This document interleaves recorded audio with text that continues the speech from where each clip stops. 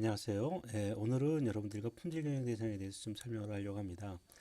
이거를 앞에서 시작하면 상당히 많은 강의를 해야 되지만 실질적으로 저희가 한 학기 동안 쭉 강의를 해왔기 때문에 이 단계에서 매우 간략하게 품질 경영 대상에 대해서 여러분들이랑 설명을 하려고 합니다.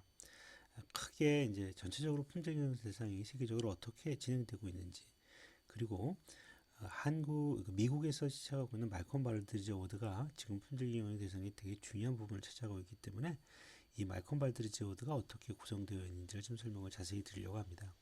그리고 대한민국에서 있는 품질 경영 대상과 그리고 일본과 유럽에서의 품질 경영 대상을 간단하게 설명하면서 강의를 정리하려고 합니다. 품질 경영 대상이 어떻게 변화했는지를 좀 간단하게 설명드릴 건데요. 각 국가들은 기업의 경제 능력과 거기에 이제 품질 경영 기법이 도입이 상당히 중요한 역할을 한다는 것을 깨닫기 시작하면서 품질 경영 대상을 이제 경쟁적으로 도입하기 시작했습니다. 사실은 이제 제일 먼저 시작된 거는 이것 역시 마찬가지로 품질 경영의 정의에 따라 움직였죠. 컨퍼먼스 투 스페시피케이션이라는 개념에서 시작을 했지만 점차 고객의 요구를 만족하는 미팅 커스터머 익스펙테이션이라는 개념으로 확장되었고요. 특히 이제 말콤 발드리지 어워드가 정착되면서 더 이상 이제 품질의 개념을 조금 넘어서서 비즈니스 엑설런스라고 하는 사업의 탁월성이라고 하는 개념으로 개념을 좀 확장시켜 나갔다는 것이 특징이다 이렇게 말씀드릴 수 있습니다. 여기에 가장 큰 영향을 미쳤던 상은 두 가지인데요. 그 중에 하나가 이제 대밍상이라고 일본에서 준 상이에요. 일본의 과학기술연맹이라고 하는 주세가 대밍의 업적을 기리면서 1951년에 처음으로 대밍상을 지정했습니다. 목적은 혁신적인 품질관리 기법을 향상시키고 이것들을 회원들에게 배포하려는 목적으로 품질경영 대상을 만들었고요. 이 품질경영 대상이 일본에 상당히 큰 역할을 하고 많은 어떤 도움을 주는 그런 상황이 되었었죠. 그랬는데 1980년대 미국이 일본의 이제 기업의 경쟁력을 향상을 보면서 이것을 벤치마킹 시작합니다. 벤치마킹을 시작하면서 이 대명상이라고 하는 그 품질 영향 대상의 그 영향력이 상당히 크다는 걸 믿고 보고 그걸 미국에 맞게끔 새로 상을 만들기 시작해요. 그 이름이 말콤 발드리지 어워드입니다. 말콤 발드리지라고 하는 분은 원래는 이 상을 지정하는 1987년도에 상무부 장관이었어요. 근데 이분이 과로사를 하셨습니다. 그래서 이 상이 지정됐을 때 이 이름을 말콤 발드리지 어워드라는 이름으로 지정을 해주는 상태입니다. 이거는 이제 미국의 국립표준기술이라는 니스트가 주관이 돼서 일을 하고 있지만 그 외에도 이제 여러 가지 민간과 정부가 합쳐서 어떤 작업을 하고 있는 일이라고 할 수 있어요. 그리고 이 말콤 발드리지 어워드 상은 지금 대부분의 이제 품질 관련 상에 대한 근간이 되는 그런 모형 그리고 이제 이라고 생각하시면 되겠습니다. 하나 특이한 것은 미국은 사실은 국가에서 이런 걸 주도해서 어떤 상을 주고 그런 걸 거의 하지 않습니다. 그런데 특이하게 이렇게 대명상의 영향을 보면서 이 상황에서 국가적으로 어떤 벤치마킹을 해야 한다는 느낌에 따라서 말콤 발드리지 어워드를 만들었습니다. 근데 사실 이 말콤 발드리지 어워드를 만들었을 당시 미국에서는 찬반이 되게 많았었어요. 이제 미국이 원래 기본 원칙이 그랬고요. 근데 더 재밌는 건 이제 데밍의 관점이었어요. 데밍은 말콤 발드리지 어워드를 처음 만들었을 때 이제 말콤 발드리지 어워드에 와서 좀 축사를 해달라고 얘기했는데 반대를 했어요. 반대를 한 이유가 뭐냐면 말콤 발드리지 어워드는 데밍 어워드랑 기본적으로 약간 차이가 있습니다. 그 가장 기본적인 차이는 말콤 발드리지어는 성과와 그러니까 과정과 결과를 약간 균등하게 평가를 해요. 네, 물론 그 전에는 미국에서는 주로 성과만을 평가했죠. 그런데 일본에서 대명상은 이제 과정만을 평가하는 상이었어요. 근데 그것을 말콤 발드리지 어워드는 어떻게 만들었냐면 과정과 성과를 동시에 평가할 수 있는 형으로 만들었습니다. 이제 이 관점을 대명은 상당히 이제 비판을 했죠. 근데 궁극적으로는 이 과정과 성과를 좋아해야 된다는 관념이 더 맞았던 것 같습니다. 그래서 그 이후 모든 상들은 말콤 발드리지 어워드 상을 따라서 기준을 만들어줬다는 그런 말씀을 좀 드릴 수 있어요. 이 말콤 발드리지 어워드가 나온 이후에 곧바로 유럽에서도 유럽 품질상이라는 유로피안 퀄리티 어워드가 지정되었고요. 한국은 그보다 좀 일찍 1975년에 품질상이 있었습니다. 뭐 당연히 이거는 어디서 기반을 뒀냐면요. 일본의 대명상을 벤치마킹에서 사용했었고요. 94년 이후에는 우리나라상도 말콤 발드리지 제공을 기반으로 품질 경영 대상을 운영하고 있습니다. 그 외에도 캐나다, 호주, 싱가포르 아주 많은 나라들이 미국의 말콤 발드리지 어워드를 이용해서 각국에 맞는 품질 경영을 만들고 있다는 것이 현 품질 경영 대상의 어떤 그 트렌드다 이렇게 말씀드릴 수 있습니다. 품질 경영 대상의 특징은 말콤 발드리지 어워드가 이제 사실 그 2004년인가 5년에 개정을 하고 난 다음부터는 품질의 우수함이라는 좁은 의미보다는 좀 더 넓은 개념으로 얘기를 해요. 그래서 리더십으로부터 프로세스 이르기까지 모든 것. 그래서 이것을 우리가 경영의 품질이라고 해요. 그러니까 우리가 그러니까 그 퀄리티 매니지먼트는 QM이냐 혹은 MQ냐 매니지먼트 퀄리티냐는 말을 하기 시작합니다. 그래서 우리가 원래 시작은 퀄리티 매니지먼트였는데 이 말콤 발드리지 어워드는 오히려 매니지먼트 퀄리티라 하는 그런 개념으로 얘기를 하는 그런 표현을 하고 있습니다. 그래서 이 매니지먼트 퀄리티라는 개념을 얘기를 하다 보니까 기본적으로 품질 대상만을 평가하는 것이 아니라 상당히 많은 분야에서의 어떤 기업의 경쟁력을 평가하는 모형으로 많이 사용되고 있습니다. 그래서 말콤 선생님 평가 기준을 일반적으로 Criteria for Performance Excellence가 성과를 잘 낼 수 있는 어떤 것에 대한 기준이다 라고 표현하기도 하고요. 유럽 품질 경영 대상도 역시 비즈니스 엑셀런스 모델이라는 말을 사용하기 시작하고 있습니다. 미국의 말콤 발드리지 어워드는 1970년대 점차 상실하는 미국의 기업 경쟁력을 회복하기 위해서 일본이 하고 있는 대명상을 벤치마킹해서 1988년 그때 레이건 대통령이었죠. 이때 시작했고요. 이 레이건 대통령이 직접 CEO한테 그 상을 주는 그런 형태로 진행을 했습니다. 그 이유는 기업이 최상의 품질을 달성하는 것에 대한 자부심을 높여주는 거죠. 즉 대통령이 와서 직접 기업 CEO한테 상을 주니까 CEO는 매우 좀 그렇죠. 기분이 좋겠죠. 그리고 이렇게 하면서 많은 컨퍼런스를 통해서 각 기업들이 갖고 있던 좋은 그런 사례들을 다른 기업에게 전파할 수 있는 그런 것들을 만들었고요. 또 말콤 발드리지 기준들이 이제 쭉 있는데 그 기준을 보면서 우리 회사가 어느 부분이 못하고 있고 어느 부분을 잘하고 있거나 하는 것을 이해하고 평가하고 개선할 수 있는 가이드라인을 제시했다는 것을 이 말콤 발드리지 어워드의 큰 장점이 있다고 말씀드릴 수 있겠습니다. 그래서 매년 퀘스트 포 엑셀런트 컨퍼런스라고 해서 상을 받은 회사들이 자기네 것들을 발표하는 그런 세션을 갖습니다. 그리고 거기서 이제 끝나고 마지막에 이제 대통령이 상을 주는, 요새는 대통령이 잘 안 줘요. 초기에는 대통령이 줬었죠. 그런 행사를 진행하고 있죠. 그래서 실질적으로 얘네들은 크라이터 퍼포먼스 엑셀런스라고 해서 제조 부문, 서비스 부문, 중소기업 부문에 각각 상을 주었었는데 2000년 들어와서부터는 에듀케이션이나 헬스케어, 이제 퍼블릭 섹터 쪽으로 이런 걸 확대하고 있고요. 최근 들어서는 기업들은 그렇게 관심을 갖지 않고 오히려 헬스케어나 퍼블릭 섹터나 이쪽으로 훨씬 더 관심을 많이 갖고 있는 현실입니다. 지난번에 말씀드린 것처럼 우리가 ISO 9001도 핵심 가치가 있었고 또 말콤 발드리지도 핵심 가치가 있었습니다. 그 기본 이념은 지난번에 한번 설명을 다 드렸었죠. 그래서 이 핵심 가치는 크게 변화는 없습니다. 조금씩 변화하는데 기본적으로 ISO 9001이랑 다른 것들은 지난번에 말씀드린 것처럼 민첩성, 포커스 투 석세스, 혁신 뭐 이런 얘기들 하고 있죠. 그다음에 그 사회적 책임, 투명 경영 이런 말들을 하면서 그 품질 쪽보다 좀 더 넓은 비즈니스 엑셀런스에 대한 모형을 진행하고 있었다 그 말씀을 드릴 수 있습니다. 초기 모형은 그 사실 리더십을 통해서 우리가 품질 경영 시스템을 잘 돌리면 품질 결과가 나오고 그 결과는 고객의 만족으로 연결될 것이다 하는 것이 기본적인 모형이었습니다. 근데 이 기본적인 모형이 아까 말씀드린 것처럼 비즈니스 엑셀런스라고 하는 모형으로 이제 변화되면서 이 그림이 2004년에 정착이 됩니다. 어떻게 정착이 되냐면 리더십 3요모와 성과 3요소라고 하는데 자, 리더십이 있고 그 리더십에 따라서 우리가 계획을 수립하고 이거를 하는데 사실은 고객과 시장을 되게 중시하는 관점으로 이걸 정리한다고 말씀을 드렸고요. 그리고 성과 3요소에서 사실 성과를 이렇게 짜길 수 있어요. 이 사업 성과라고 하는 7이 진짜 성과고요. 요거는 아직도 내부 프로세스입니다. 그렇지만 이 내부 프로세스 내에 인적 자원, 즉 사람들을 어떻게 관리할 것인가와 내부 프로세스를 어떻게 관리할 것인가에 영향을 미쳐서 궁극적으로 사업 성과에 영향을 미친다는 거고요.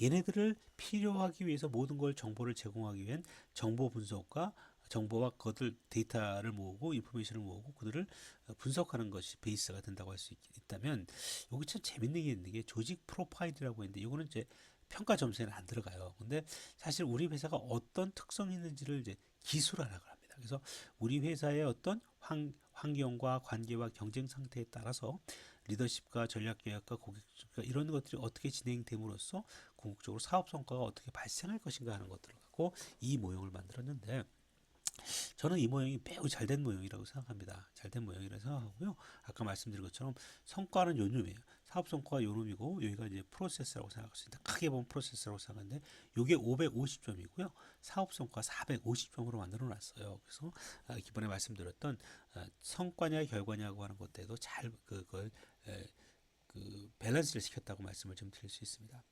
그래서 말콤 발드리 어워드 제가 이거는 2년에 한 번씩 요새 만들어내는데요. 옛날에는 공짜였는데 요새는 10불씩 주고 있습니다. 그래서 큰 변화가 없기 때문에 제가 최근 건 업데이트 별로 안 하고 있어요. 말콤 발드리 어워드라고 하는 것은 사실은 뭐죠? 6개의 프로세스가 있고 결과가 있는 겁니다. 그런데 얘네들을 하기 위해서는 뭐죠? 전체적으로 오가니제이션의 컨텍스트, 내가 어떤 회사에 어떤 환경이 있는지를 알고 싶었으면 좋겠다는 거고요. 그리고 이 환경을 알고 있고 그렇다고 한다면 거기에 따라서 뭐가 되죠? 전략을 수립하는 거라고 생각할 수 있겠고요. 수립된 전략을 수행하는 거라고 생각할 수 있겠죠. 수행하는 건데 사실 수행하기 위해서는 뭐가 매우 중요하다는 거죠. 정보를 모으고 그것을 분석하는 것이 되게 중요한 시스템 파운데이션이라고 얘기를 지금 하고 있고요. 이 결과 부분에서도 사실 여기까지는 다 뭐죠? 프로세스라고 설명할 수 있고요. 이게 진짜 리얼 결과인데 이 리얼 결과는 이 액티비티들에 의해서 발생되는 결과라고 말씀드릴 수 있습니다. 그리고 이 액티비티에서 나는 결과라고 하는 이 모든 행동들은 액티비티들은 뭐에 기반을 두고 있다? 코어 밸류와 컨셉트에 기반을 두고 있는 거다. 이렇게 전체적인 형태를 만들어줬죠. 그래서 이건 또 다른 개념인데요. 실질적으로 이건 코어 프로세스라고 합니다. 이런 코어 프로세스를 이런 활동들로 내가 작업을 수행하고 이 활동들 시스테매틱 프로세스라죠.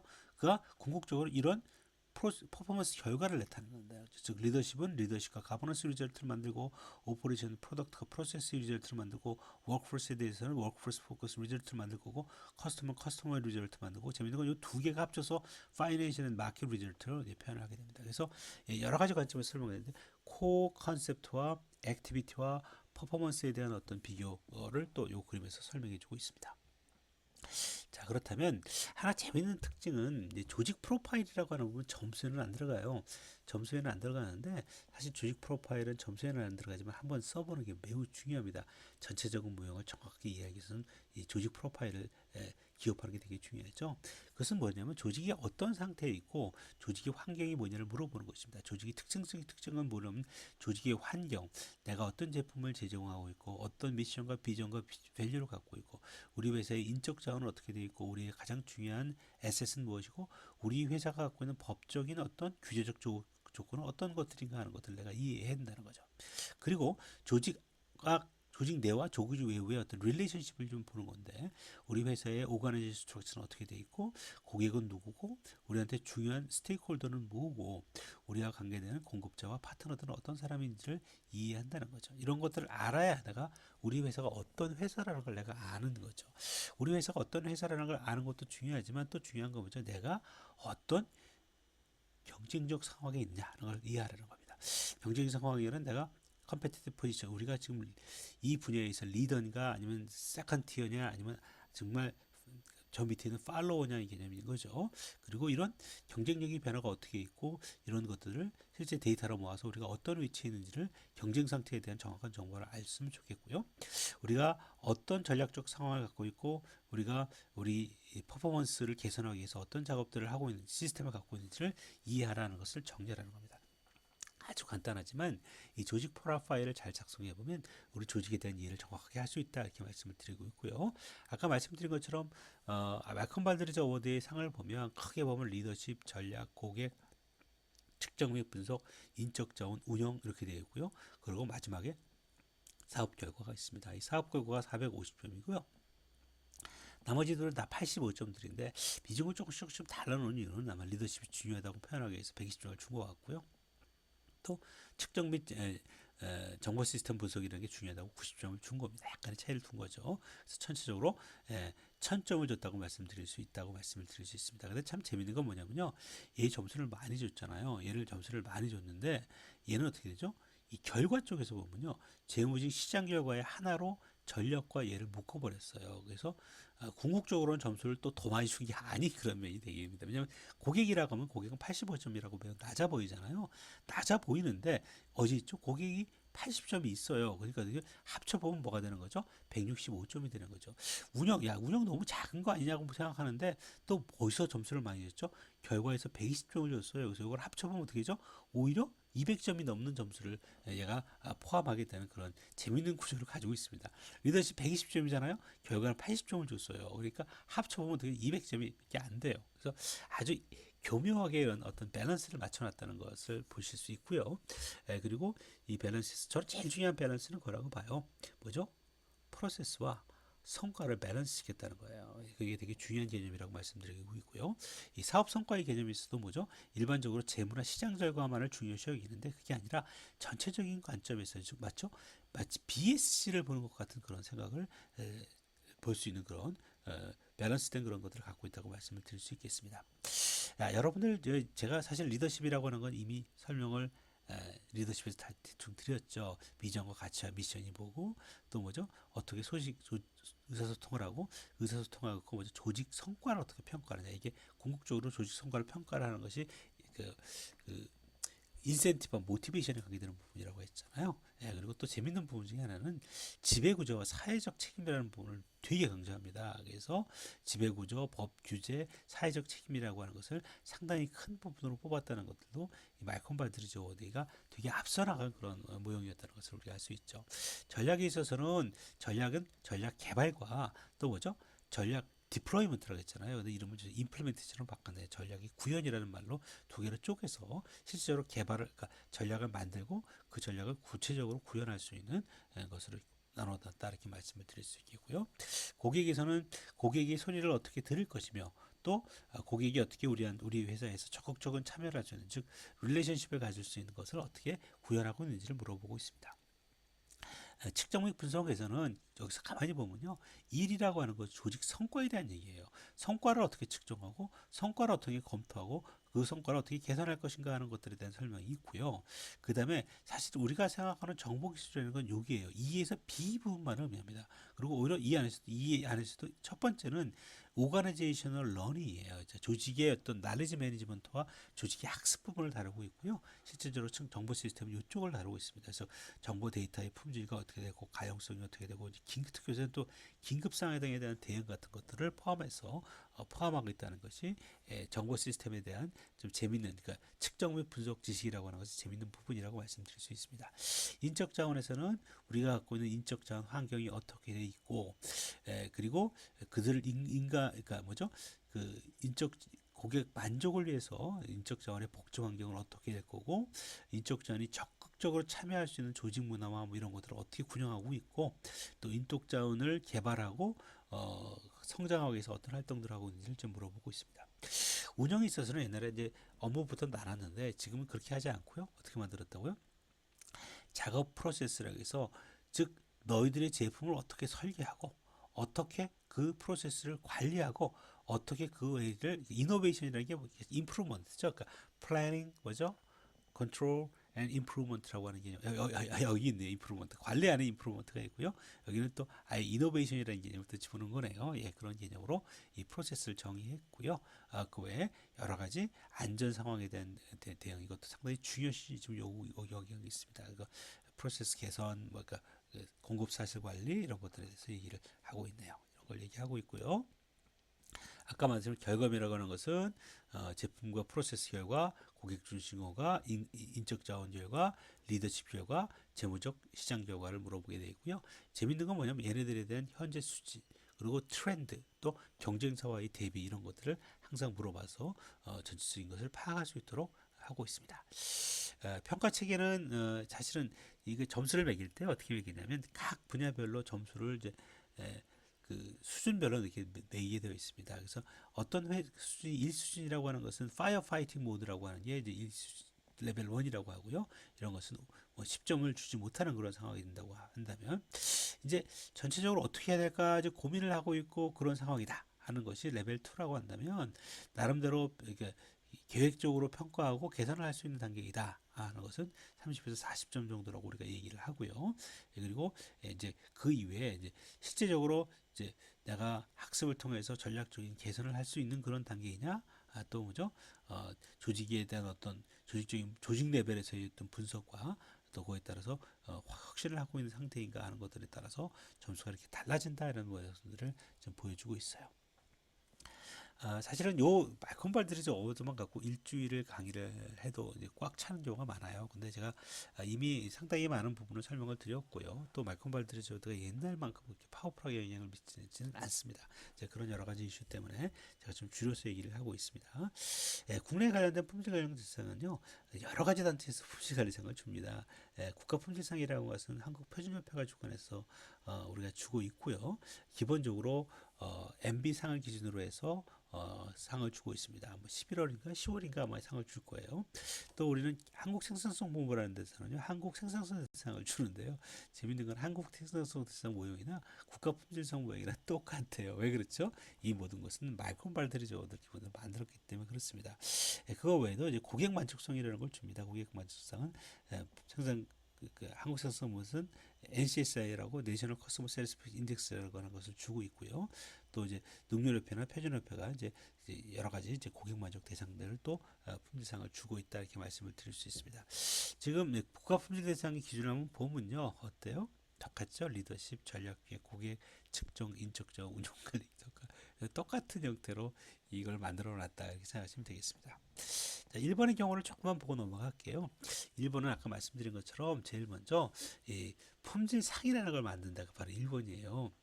품질학자 데밍이 1950년에 와서 일본에서 품질 관리나 뭐 여러 가지 것들에 대한 세미나를 해줬고 통계적 품질 관리를 일본에 보고하기 시작했습니다. 그래서 그때 이제 이 데믹이 쓴 책이 있대요. 그러니까 강의 아니죠. 이제 강의안을 이제 일본 사람들한테 주고 갔대요. 마음대로 하라고. 그랬더니 일본 사람들이 그걸 판매를 했는데 그 판매로 돈이 좀 나왔나 봐요. 그래서 데밍한테 돈을 보내려고 했더니 데밍이 됐다, 알아서 써라 그랬다는 거예요. 그래서 그때 그 돈을 가지고 데밍상을 만들었다는 일화가 있습니다. 그래서 근데 그 영향력이 굉장히 컸어요. 일본의 대기업들이 지금 뭐 마츠시다나 뭐 그 토요타나 이런 모든 회사들이 이 대명상을 받기 위해서 무지하게 많이 노력을 했고요.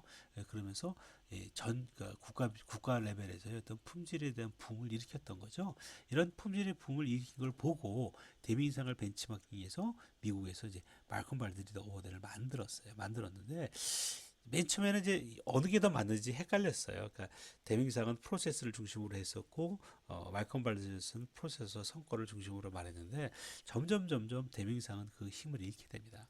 그리고 말콤 발드리지는 전 세계적으로 퍼져나가기 시작해요. 그래서 심지어는 일본에서도 일본 경영 품질상이라고 하는 상을 만들었는데 이게 바로 말콤 발드리지를 역벤치매치해서 좀 더 통계적 관점에서의 관점을 데밍상이 더 강조했다면 이 말콤 발드리지에서는 경영 품질을 이미 다룰 수 있는 고객 만족을 위한 품질 경영으로서의 포커스를 넓히는 그런 일들을 진행했다고 합니다. 데밍상은 기본적으로는 아까 말씀드린 것처럼 성과를 평가로 하고 있지 않고요. 일반적으로 품질 관리를 하는 통계적 품질 관리 쪽이 얼마나 효율적으로 잘 적용되고 있는지에 대해서 기본적인 목적을 뒀고 방침, 조직, 정보화, 표준화, 인재 육성 능력, 뭐 품질 분석 여러 가지 활동들을 포함한 10개 항목을 이제 10점씩 줘서 만들었다고 얘기를 합니다. 그리고 이것들이 실질적으로 현장에서 품질 관리를 하는 아주 중요한 역할을 해서 데밍상들이 그 나름대로의 그런 역할을 가지고 있었다고 말씀을 드릴 수 있습니다. 자, 유럽의 품질상은 사실은 그 88년 이제 유럽 품질 경영재단이 만들어졌는데 이거는 이제 미국의 말콤 발드리지 어워드가 87년에 지정이 되고 88년에 첫 번 상을 받죠. 그 이후에 시작됐고요. 그래서 91년에 처음으로 이제 유럽 품질상을 만들었고 그리고 유럽에서의 이제 최고의 기업한테 이제 유러피언 퀄리티 어워드를 주고요. 또 나름대로 이제 그보다 조금 하지만 왜냐면 유럽은 여러 나라가 있으니까요. 유로피언 퀄리티 프라이스를 주면서 계속해서 지금도 유럽에서의 품질 형태를 끌고 나가는 그런 상황이 되고요. 이거를 운영하고 있는 기관이 이제 유럽 품질 경영 재단이라고 하는 것을 가지고 여러 가지 그 품질에 대한 이슈들을 풀어 나오고 있습니다. 기준을 보면요, 기본적으로는 거의 똑같습니다. 이제 과정 지표와 뭐 결과 지표가 있는데, 과정 지표가 여기서부터 여기까지가 다 과정 지표예요. 근데 배점이 조금씩 다르죠. 이게 고객 만족도가 훨씬 더 높다는 걸 여러분들이 좀 볼 수 있을 테고요. 여기 이당체도 그죠. 사회적 책임이나 종업원 만족이라는 것이 중요한 이슈가 되고 있고요. 아마 경영 성과가 아마 이 파이낸셜한 그런 이슈들을 이제 다루는 부분이라고 말할 수 있다면, 이 프로세스적 그러니까 과정 지표에서는 똑같이 리더십, 뭐죠? 종업원 관리, 정책 전략, 자원 관리, 그리고 뭐죠? 이 프로세스 관리라고 하는 것으로 함으로써 약간 여기 이름이 좀 다르죠. 그러니까 고객이라고 하는 것들이 어딨나? 좀 봐야겠어요. 프로세스 안에 들어가 있을지도 모릅니다. 그리고 뭐 측정이라는 것들이 아마 이 자원 관리 쪽에 들어가 있지 않나 그런 생각이 듭니다. 그래서 약간 그 모양을 바꾸긴 했는데 기본적으로 과정 지표와 결과 지표를 가지고 있고 과정에서의 뭐 리더십과 프로세스와 뭐 몇 가지 것들을 가지고 궁극적으로 이런 결과를 낸다는 그런 모양을 동일하게 갖고 있다고 말씀드릴 수 있겠습니다. 그래서 이제 미국에서는 ASQ라고 하는 American Society Quality라고 하는 데서 이제 미국의 품질관리 학회라고 생각하시면 돼요. 이제 여러 가지 정보들을 갖고 있고요. 아까 말씀드린 것처럼 미국에서는 이제 니스트라고 하는 우리나라는 이제 기술 표준원이죠. 네, 그런 가운데는 니스트라는 데서 이 모든 것을 관장하고 있고요. 정부기관으로서는요. 유럽에서는 이제 유로피언 파운데이션 뭐 퀄리티 매니지먼트라는 부분에서 이런 모든 부분을 관장해서 진행하고 있다 이렇게 말씀드릴 수 있습니다.